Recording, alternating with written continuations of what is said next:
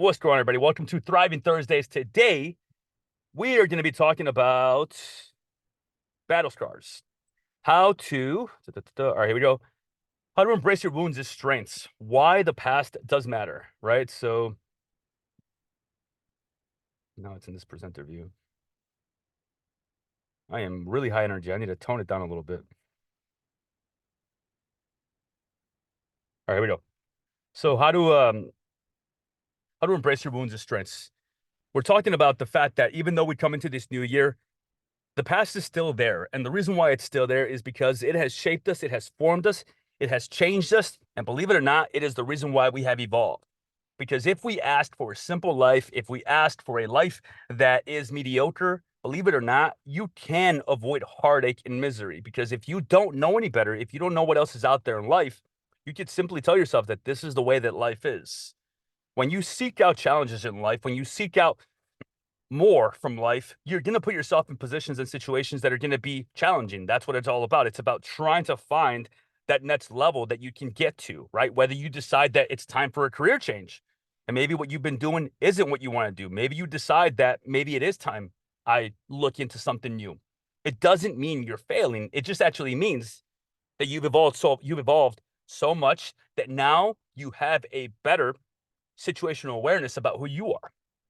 So just because one thing is ending in life and you're going into something else, even if it wasn't what you thought you'd be doing, it's not a negative reflection of you. We have to look at everything as a positive, right? So everything in life is an added value, meaning that if you go through heartache, it is preparing you for the next heartache in life, which may or may not be just as worse or worse. Or English is escaping me today. It's the pre-workout. Excuse me, guys. All right. So because you put yourself in hard situations, because you decide to do more now than you did yesterday, you are causing stress, you're causing muscle fatigue, you are causing tension on your body, on your mind, on your soul, on everything that you are. But the same way that a muscle tears and repairs when you go to the gym, when you do the workouts, when you put your body and yourself under tension, your mind, your soul, your everything is the same way. You become much more capable of enduring a lot of the things in life that maybe before you couldn't, because you were putting yourself in situations that require that of you. So even though you're not going through something right now, at this very moment that is currently demanding more of you, you actually are. Because you decided to show up today, you deciding that even though it's the new year and there's all these people in the gym, and even though last year wasn't the best year of your life, you know that it actually was, because at the end of the day, you made the best of it. And now this year, you're going to make the best of every situation you have, because everything has to be positioned in your life, and your perspective has to be that you look at it as a added value. Everything in life has an added value, even the hard things in life. Let's dive into this. So, slide by this one. All right. So, your scars as stories. You got to understand that each scar, each situation, everything that you go through, whether physical or emotional, it does represent a story of survival and resilience that you've been through. And we have to capitalize on our wins. We have to remember where we've been to know where we're going. You can turn your pain into power. We have to learn how we can actually view our past wounds as sources and resources of strengths. It's not weakness, especially if you are very self aware of who you are. Because if you look at the past and you look at the things that you call a mistake in life instead of a lesson that you've learned, believe it or not, you're more than likely to repeat it. The same way that when you are focusing on something negative in life, when you are presenting something negative in life, when you are thinking about something negative in life, you're more than likely to end up there again, because it is on your mind. When you focus on the positive things in life, when you are trying to think about what I can become instead of who you were, that's what you're aiming at. Jenny raised her hand. Yes, Jenny? Yes, I didn't want to interrupt you. I just wanted to let you know that your screen is on presenters window, so it's like with the little pop-up. So I'm not sure if you switched to a different slide or not, but we're not able to see that. Thank you for letting me know. I don't know what happened. Hold on. Oh, you know what it is? Okay, you're the best. Thank you. Hold on a second. New share. If I do desktop, I think you'll guys be able to see it all. All right, cool. How about now? We're good now. Thank you very much. Appreciate it. All right. So The psychological power of scars. We have to acknowledge the mental and emotional growth that we go through that comes with the physical and emotional wounds. Because our mind does also change. There's a chemistry in our brain that does change when you go through PTSD, when you go through growth in life. As our brain develops, we develop along with it. However, there are situations in life, there are things in life that happen that are going to make the brain develop a little bit differently. It might stunt your growth. It might hurt it to the point where your brain needs to catch up to your body because of what it's been through, because it's injured. And there are ways to do that, right?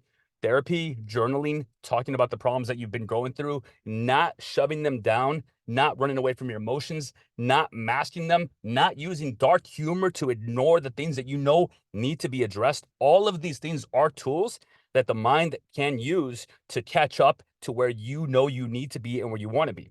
Now, just because you feel like maybe you need that help, it doesn't mean that you are not where you're supposed to be. You're exactly where you're supposed to be, meaning that at the end of the day, everything you've been through, you put yourself in that situation. You decided to join that branch of the military.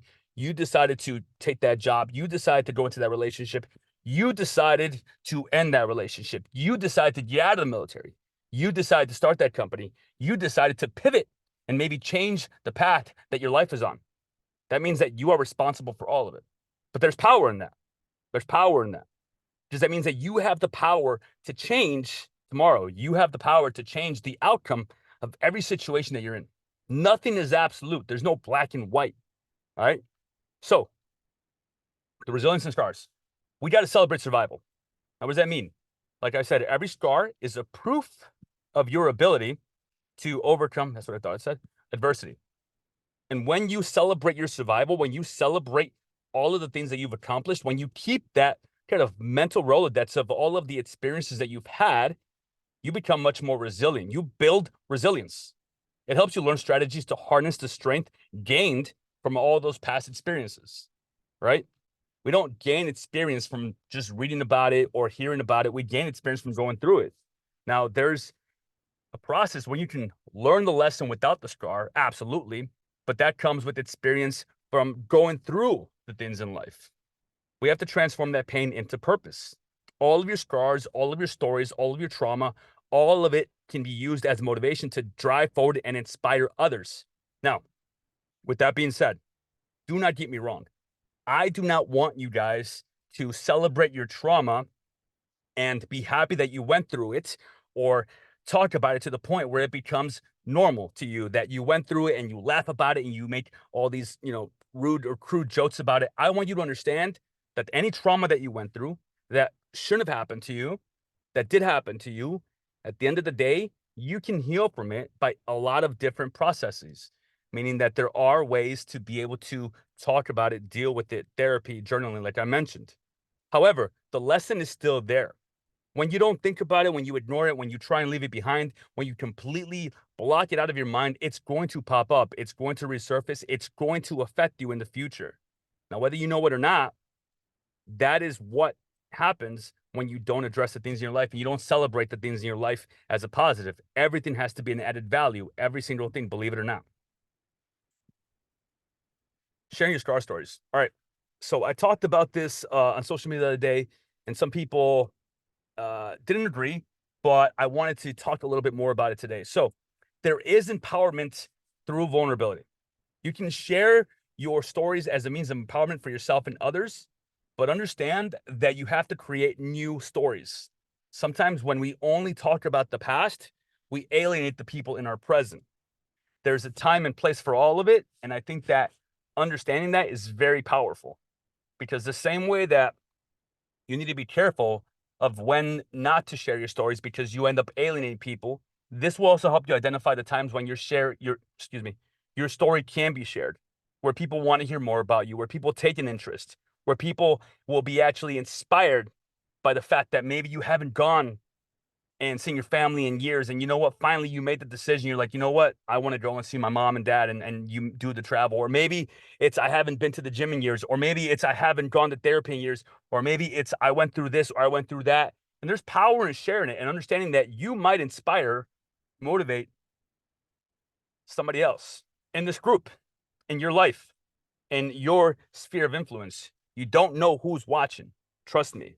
I had somebody message me today on TikTok that said that they've been watching my videos for about a year and they just now decided to message me, but that they watch my videos almost every day. And to me, that was just absolutely crazy. It made me feel very happy to know that even though I don't hear from them, we haven't interacted for a year, that they watch my videos and that they enjoy the content. And that to me was very heartwarming because it shows that you don't know who's watching. I want to challenge you guys, like, be willing to post on social media.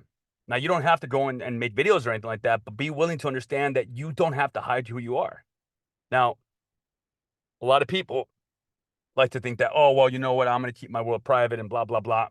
People do that because they have fear of judgment or fear of who's watching or fear of this or fear of that. I don't like to live in fear. I don't like to live in a world of thinking that I'm going to be criticized or judged. I don't care. Let them come at me. I know who I am and I know why I'm doing it. It's all about intention, right? And then there's a lot of healing. There's a lot of healing in the power of storytelling. You can discover how to share that on your journey through therapeutic experiences and also inspiring others. You don't know who you're going to inspire. You don't know who's watching, right? You can choose the time and place of how to share it. And at the end of the day, people can always hit that skip button. People can always not conversate with you if they don't want to. Do not overwhelm people with things that they're not asking to hear, but you need to be willing to share some of the things, right? And there's no black and white of when or how to do it. It's just understanding that when you share, you also kind of detach from that experience. You also kind of get a different perspective of it. Now, whether you're sharing something specific about the military, trauma, your experiences, your story, why you're changing, what you're doing this year, there's a lot of different things that you can share. When you talk about it, you can detach from it and it actually gives you a better perspective. How many of you guys, show of hands, have had a session where you vent to someone? Or you vent to someone. That's why it's called venting, right? Because you're releasing it into the world. You're venting, you are releasing this air, this power, whatever's inside of you. You are venting, you are releasing it, and now you can see it from a different perspective. And sometimes the people that you vent to, they don't even need to say anything. You're venting, you're talking, you're saying all these things, and you know what? I was just upset because this, and then you just realize, like, yeah, but maybe I shouldn't have done that. Okay, now I realize, all right, so the reason why this happened was probably because of this. Okay, right. And then you realize that there's another way to look at it. There's another perspective. Venting is powerful when done the right way, with intention. It's not about complaining. It's not about bitching. It's not about just trying to talk negatively about someone or something. It's about the power of being able to speak it out and detach in a safe place or in a safe manner or where you feel it is appropriate for you to do so. We should all have a place to be able to detach and vent in a safe way. You guys can do it here in the Savage Chat or in the Savage Squad. However, I will say, be careful how you do it. And I'm going to be very, very specific with what I mean by this. I don't want anybody passing on their negativity to anybody else in this group. I don't want anybody feeling like they're receiving negativity from everybody else in this group. It's meant to be done in a very, very specific or safe way, meaning that if you want to share, understand that if nobody replies, nobody comments, that's fine. It's not what it's about. It's about the power of putting it out there. And if someone wants to reply, someone wants to comment, then great. Beautiful. But remember, when you put stuff out into the world, it's for you, not for anybody else. When I put stuff out into the world, when I make my videos, when I send out my messages, when I tweet or thread or whatever it's called, when I type my little posts, they're for me 2 years ago, 3 years ago, 4 years ago, 10 years ago. It's a message that I wish I could have delivered to myself when I was going through what I was going through. There's a message that I wish I could have given to myself when I was going through a lot of the trauma that I went through.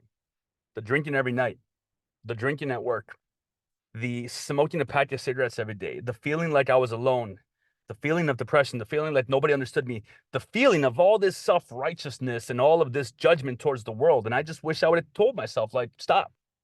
Like, nobody is judging you and you're judging everybody. Like, you are only hurting yourself. And at the end of the day, you need to let go of this and move on from it. And remember, when you vent, when you talk, when you share your scar stories, if someone gets something out of it, then great. But at the end of the day, it's for you. All right, the role of self-care and healing. Nurturing the wounds. Emphasize the importance of self-care and healing both physical and emotional scars. We need to emphasize the fact that when you do self-care, when you do mindset work, when you do meditation, when you jump into cold ice water, when you take a moment and move away from the world and just sit in silence or do yoga or go for a walk, you're healing the physical as well as the emotional. Because when you go for that walk, you're getting your steps and you're removing yourself from the world. You're not allowing all this freaking just noise into your life. Your emotional is becoming better, and so is your physical, right? So we have to understand that there are a lot of different methods of self-care. You can do something that's physical. You can do something that requires less of you, where you just lay in bed for 5 to 10 minutes at night and listen to something that calms you. I'm trying to do this thing where I put my phone away from me at night because I'm on my phone too much late at night because I feel this constant pressure to reply to everybody on TikTok. Right now, I have over 40 messages on TikTok that I haven't replied to today. And yes, it's back here and there's a little bit of anxiety, but I know I'll get to it. And instead of me feeling the pressure of getting to it and not showing up as the best version of myself when I message back to all these people, I would rather do it at the appropriate manner with the understanding of that I will show up better to reply to these veterans than instead of just me trying to rush through it or message everybody back at night in a very quick manner. And that for me is physical as well as emotional. Create a self-care routine. So there's a lot of different things that you can do for self-care. The morning routine is the number one thing that you can do to get your life in order. The morning routine, however, starts the night before. Because I guarantee you, if you stay up late at night, if you eat food late at night, if you do not go to bed the way that you know you should, meaning that if you don't do your self-care routine at night, you're going to wake up and probably not wake up in the best place, right? So if you stay up late and you don't get your sleep and you didn't do the things that you normally do, if you do this and you do that, and you don't do it, you don't set out your workout stuff and you don't set your alarm, all these different things, your morning is going to be kaput. Your morning is going to fall apart. So the morning routine starts the night before. Everything that you can do for yourself to make your life easier, do it. Roberto, you did the meal prep. I want to congratulate you for that because that's one of the things that you can do to make your life easier. I believe in making smart financial decisions that contribute to the betterment of your life. And by that, I mean that even if it is more money to pay for a meal prep service, you're going to save money by making sure that you're eating the right foods and being healthier and showing up for yourself instead of you thinking that you're saving money by spending $4 or $5 on, something that's not going to really be nutritious for you at a gas station. We're probably spending more money, to be honest. I mean, these days, a meal when you eat out is $15, right? So you're more than likely saving money, finding it a easier way for you to get the things done in your life that you want to get done. And it is a self-care routine. You have to think of it that way.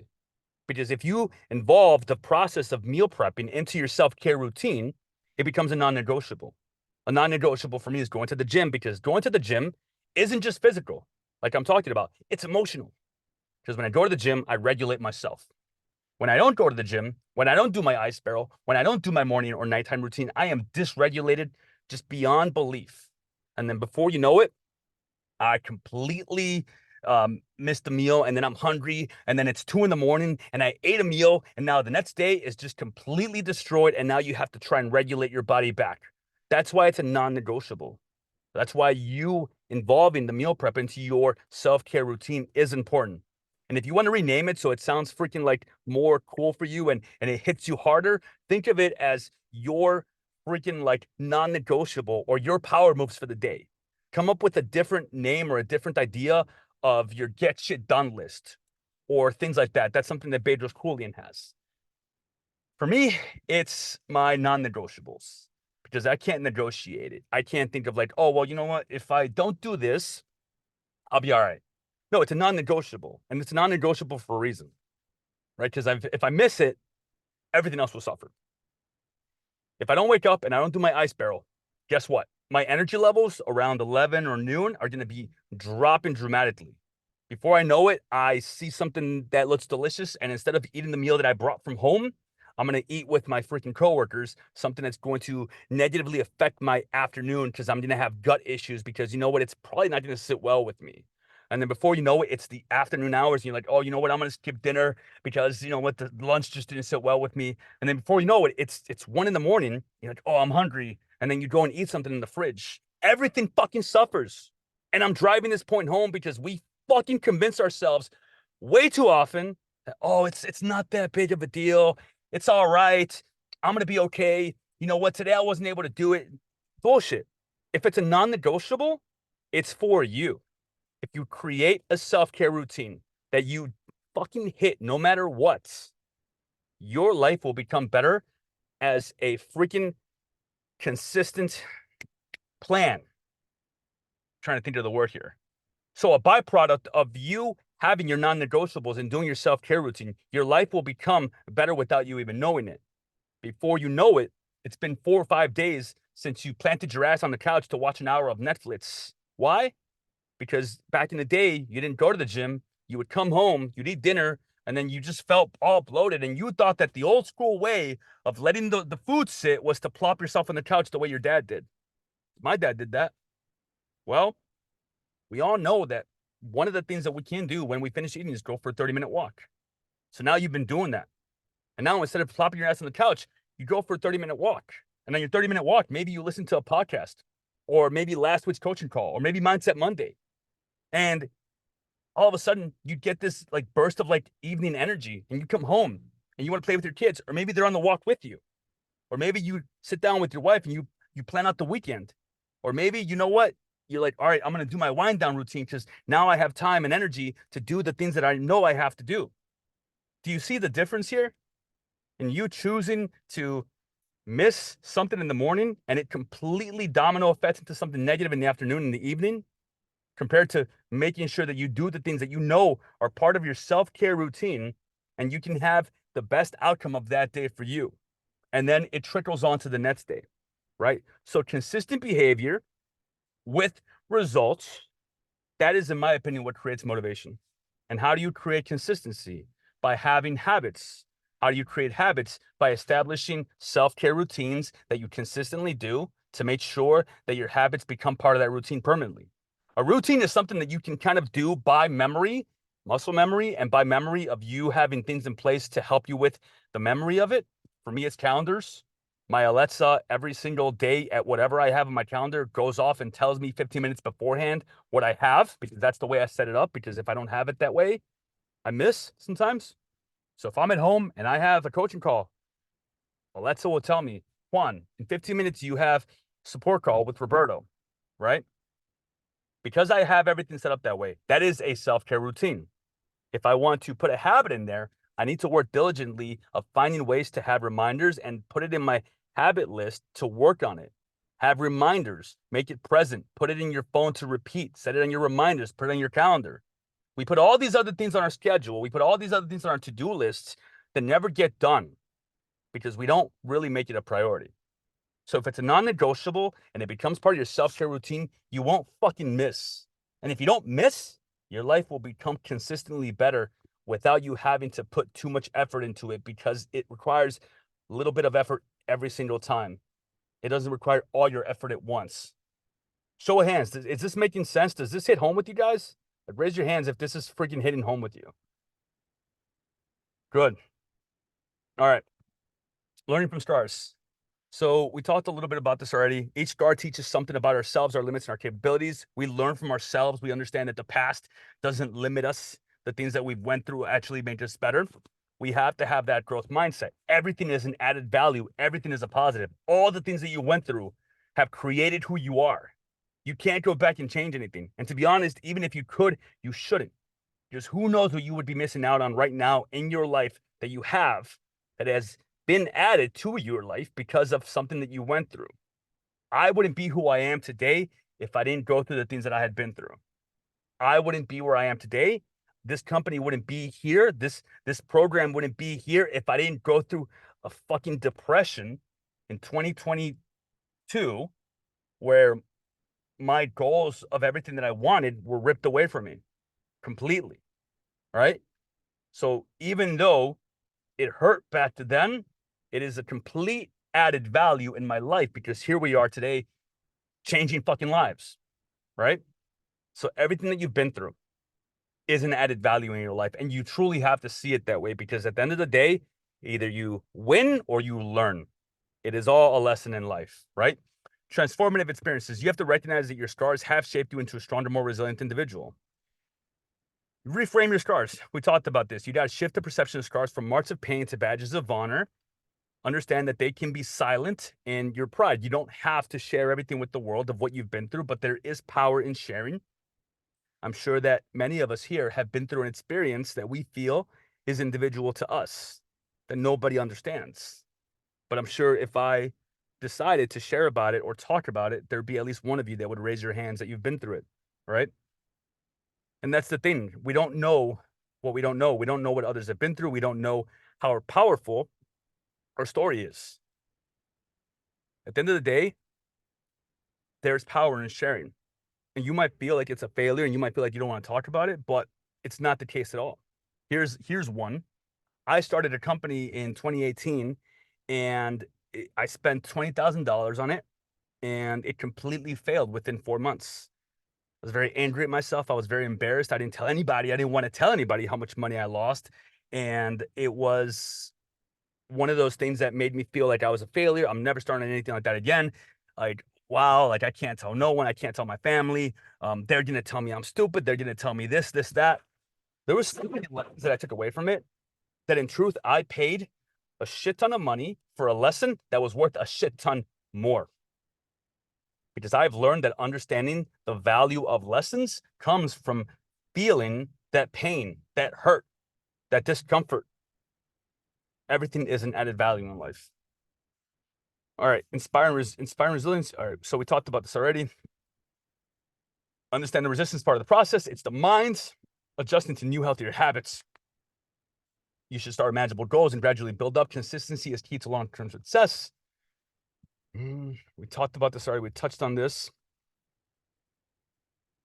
All right, so homework. I want you guys to do this homework, and here's why. You guys can show up every day consistently. You guys can be here. You guys can say you're showing up for yourself. But the thing is, unless you take action, unless you do something with the information, it's going to motivate you, inspire you, change your mindset for the moment. But in order for it to actually retain, there needs to be something that comes from it, right? You need to have some sort of personal reflection. So what I want you guys to spend some time reflecting on your scars, the stories they tell, and the strengths that they represent. I want you guys to take time to actually journal about it. I want you guys to actually take time to write it out and be honest with yourself. When you write it out, when you tell your story to yourself, write it out however you want. If you want to write it to past you, write it that way. If you want to write it to present you, if you want to write it to future you, write it that way. The one thing that I want you to keep in mind when you're doing this exercise is that I want you to write it as if no one will ever read it again.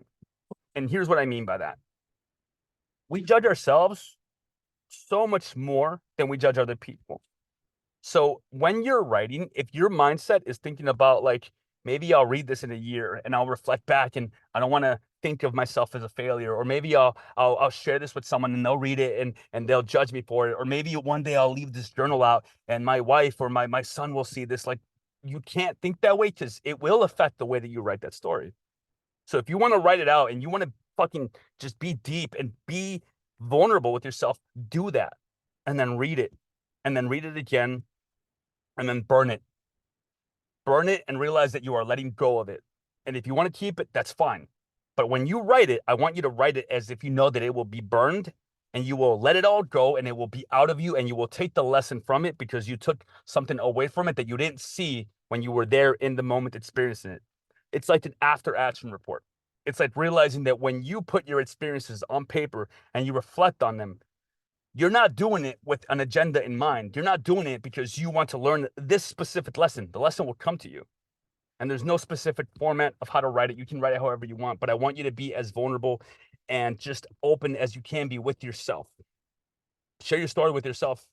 Consider sharing a part of your story, your scar story, with the trusted person or the Savage Squad as a step towards embracing and owning your narrative. This is on you. If you decide to do so, understand that no one is going to judge you or give you the feedback that you think you need or want. It doesn't work that way. What you put out into the world is going to come back to you the same way that you give the energy back, right? So if you want to share, then great, but you don't have to.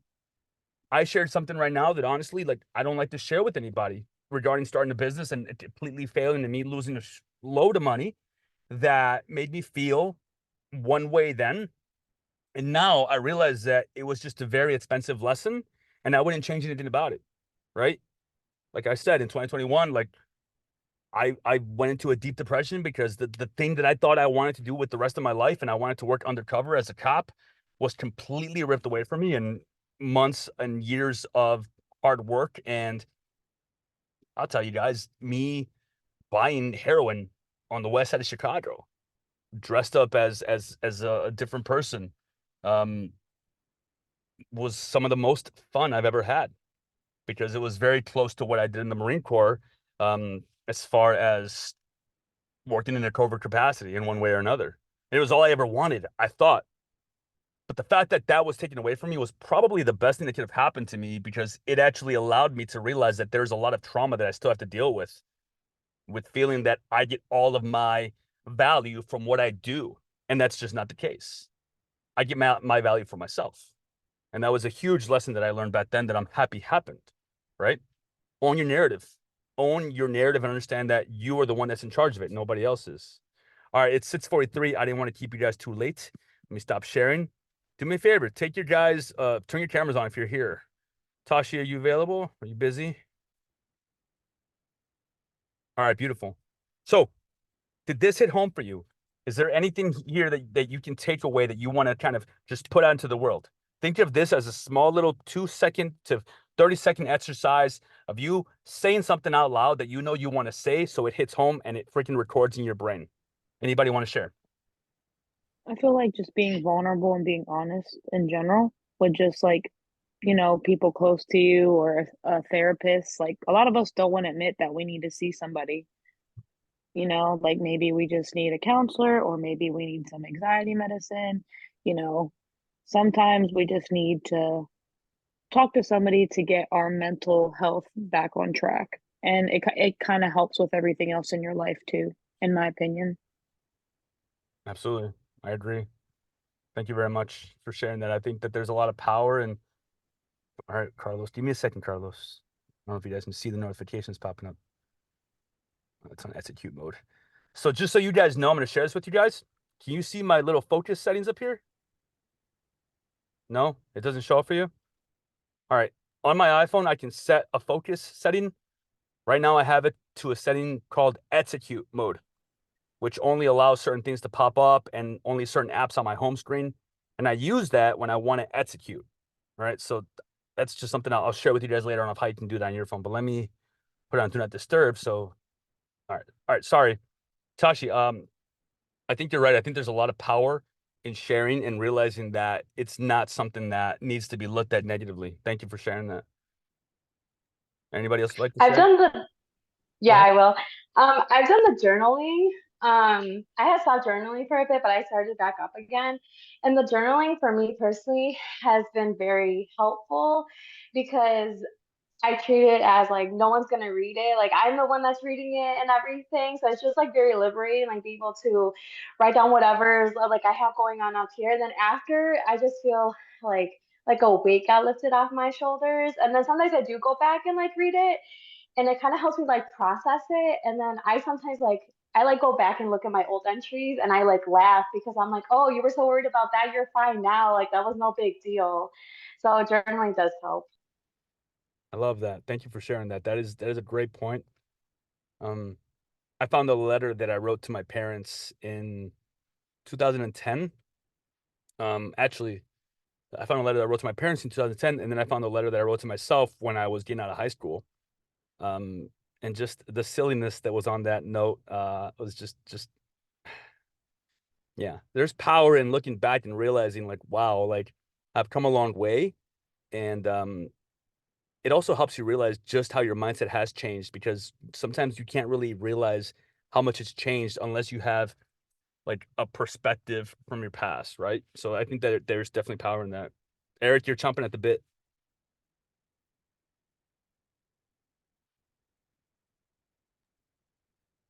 I muted you again. Sorry. Go ahead. It's all right. So I'll take it personally, but not too personally. What's that? Um, I've journaled for almost 9 years. I started in January of 2015. And one of the big entries in my journal is always business. Every job I try to journal beforehand, and sometimes you read back and like Jenny was saying, like, oh, and like you were saying about the letter you wrote to yourself, like, oh man, you were worried about that. That was no big deal, And then sometimes there's more humorous moments reading back, and I read a job, about jobs where I was real optimistic, and I'm like, oh, don't be so optimistic about that, because there ended up just being a nightmare. But it's like it helps me to read back on that stuff because looking ahead into the jobs I take or the friendships I'm making or dating relationships I get into, like I look back and I'm like, oh yeah, that behavior drove me insane. Like, look out for that. Or that guy did this, and the type of guy he is. You've met those guys. It's super helpful to read back onto the experiences. I started journaling about halfway through my marriage and watching in writing, I guess, watching things lead up to the way they did. It's like, oh yeah. I mean, Yeah. there's so many different things you can learn from your past self that you don't remember that you know. Yeah. Yeah, I think you're absolutely right. And I just saw your note about the man who read all the books, never wrote one himself. And you mentioned that you spent years trapped in grief. You couldn't escape. And a phone call with someone was able to help you release all that. Mhm. Thank you for sharing, Eric. I appreciate that. Roberto? Roberto?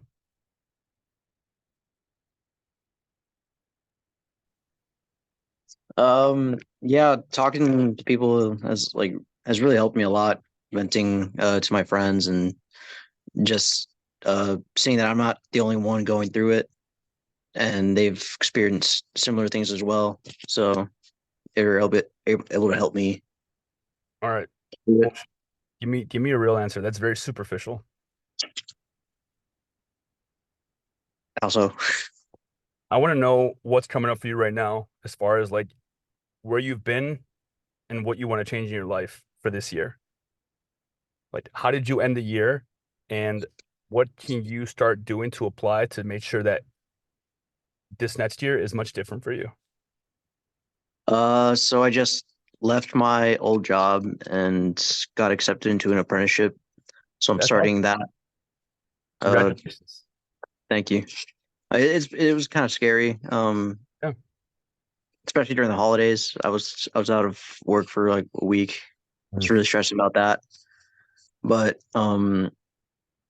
it really made me kind of realize that in order to advance or make myself better, I have to take calculated risks, and that was one of them. I like that, man. I like the calculated risk part. I think that those two words, when put together, probably the best combination of words because it's a risk, but it's calculated, which means that you don't need all the information, but you had enough information to act on it. That's awesome, dude. So what's if you want to share, what's this new job or is it pretty exciting or like what's been different about it so far? So it's nothing too crazy. Like nothing really different. It's construction, but it's a Okay. electrician apprenticeship. Oh, okay. Eric is I don't know where he's on your screen, but for me he's here. He can talk to you about that. That's awesome, man. Yeah. Yeah. Well, congratulations, man. That's awesome. And I'm happy that you're showing up for yourself again. I'm happy you're here and keep showing up for yourself. Well, guys, listen, it's already 6:50. Well, for me, it's 6:51. I didn't mean to keep you guys a little bit later than normally. This year's going to be the year that you make it. This year will be the best year of your life. And I really do mean that if you want it to be. But the power of looking back is very, very, very important. When you journal, when you think about your experiences, when you take time to talk about them, when you take time to share them, you can reflect and you can realize like where do you have a pattern built into you maybe you haven't recognized before. Where are you lacking in life? What kind of things have you repeated in your life that you didn't even realize you were repeating? What kind of relationships do you keep ending up in that are actually hurting you because of who you are, because of who you attract, because of the type of person you are? And where can you make changes to make sure that doesn't happen again? That last one is something I'm currently working on. All right, guys. Thank you guys. I hope you had a great, thriving Thursday. I will see you guys for check-ins on Saturday. If you don't have a chance to do it Saturday, try and get it done by Sunday morning. Remember, do it in the morning after you take your morning glory, and make sure you take the measurements in the same spot every single time and upload photos.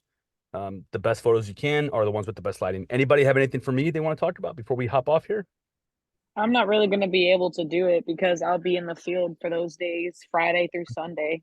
That's fine. You had the last check-in. Do me a favor, just fill out the form then. You can do it tonight or tomorrow. Don't worry about the photos. We had your photos last time, but at least give me the form, okay? Okay, perfect. Sounds great. Awesome. Bye, guys. Bye, guys. Well,